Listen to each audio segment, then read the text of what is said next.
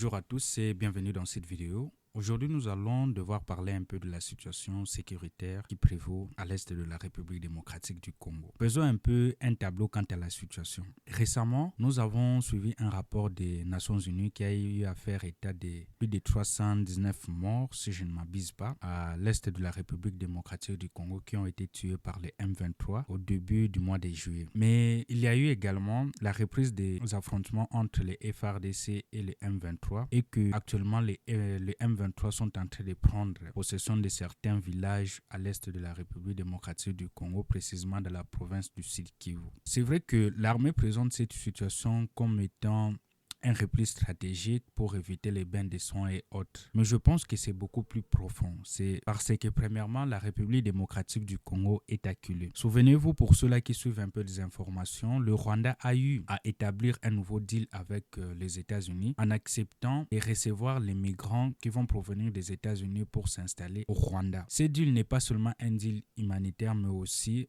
un moyen de renforcer ses relations avec les États-Unis, c'est qui lui garantit aussi un certain soutien ou sinon une certaine possibilité de jouer avec les positions des États-Unis quant à la situation de l'Est de la République démocratique du Congo, parce que les Rwandais n'ont même pas l'envie ou sinon n'a pas cette ambition-là de voir le recouvrement de la paix dans cette partie et que l'État congolais recommence ou sinon retrouve ses moyens de contrôle sur cette partie de l'Est du pays. Pour le Rwanda, il serait mieux que la situation demeure comme tel. Mais qu'en plus de cela, là où il y a aussi un autre problème pour la République démocratique du Congo, c'est que là où se passent les négociations entre les gouvernements congolais et les M23 au Qatar, à Doha, ce pays n'est pas un pays tiers au conflit, mais c'est un pays aussi qui bénéficie du conflit qui se passe à l'est de la République démocratique du Congo parce que le Rwanda vend de l'or qui sont tirés sur cette partie du territoire congolais au Qatar et que tant que cette situation demeure ainsi, le Qatar aussi n'a pas vraiment cette volonté-là ou cette ferme volonté que pourrait avoir par exemple l'Afrique du Sud pour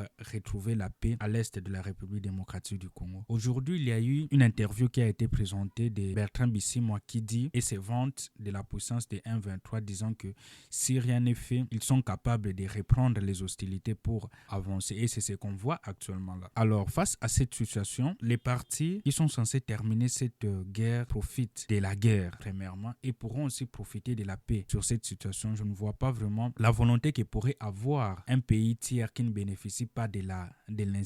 l'insécurité mais qui pourrait normalement bénéficier de la sécurité que va devoir connaître cette partie de l'Est du pays. Dans cette situation, je pense qu'il est extrêmement important pour l'État congolais de pouvoir contrecarrer en élevant aussi certains mécanismes extérieurs aux mécanismes de Doha qui sont d'ailleurs actuellement là en point mort parce que la partie du M23 réclame la libération de plus de 700 prisonniers. Et je suis d'accord que le gouvernement ne puisse pas libérer les 700 prisonniers parce que certains, pour moi, je suis sûr, ne méritent même plus de se retrouver au sein de la société et bénéficier de la paix à venir ou sinon des négociations de paix qui pourront venir. Alors, au vu de la situation, vu que la RDC est acculée et que rien n'est fait, malgré l'avertissement de Donald Trump qui avait dit que les partis doivent respecter les accords ou sinon les avenants qui ont été signés pour cette paix, je pense qu'il est extrêmement aussi important que la République démocratique du Congo puisse aussi, bien qu'étant faible, se rabattre sur le mécanisme de l'Union africaine, activer aussi des leviers de coopération avec l'Union européenne parce que de ce côté-là, on voit aussi déjà les choses bouger du côté de l'Union européenne, bien que le Rwanda étant aussi leur partenaire, mais on commençait à sentir un peu l'effet de la pression diplomatique qui s'est exercée de ces côtés-là. Alors, si on associe les deux pressions et qu'on présentait cela au niveau de la table des négociations, je crois que les prévalences ou sinon ce qui est présenté comme étant condition sine qua non pour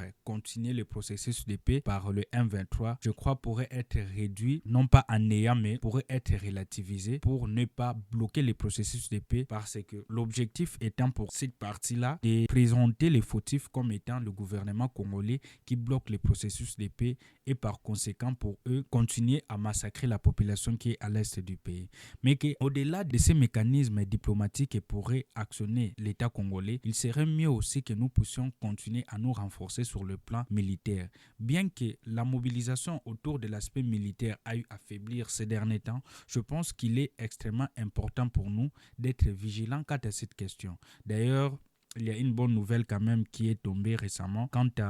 au recrutement des nouveaux militaires qui doivent apprendre à piloter les avions de guerre, c'est quand même une bonne chose. Ça montre que le gouvernement congolais veut s'acquérir aussi de ces moyens militaires afin de permettre à ce que les dispositifs militaires puissent avoir un renforcement quant à ça. Il est extrêmement important que nous puissions être vigilants quant à la question sécuritaire parce que le Rwanda est en train de placer petit à petit ses cartes et qu'il est en train de se renforcer à ce moment ici. Ce qui pourrait faire en sorte que les États-Unis et les Qatar pourraient voir l'échec de ces négociations mais pourraient ne pas s'en faire parce qu'ils bénéficient à la fois de la paix et de l'insécurité à l'est de la République démocratique du Congo. C'est ce que je voulais avoir comme pensée à partager avec vous quant à la situation sécuritaire à l'est de la République démocratique du Congo et une vigilance qui est encore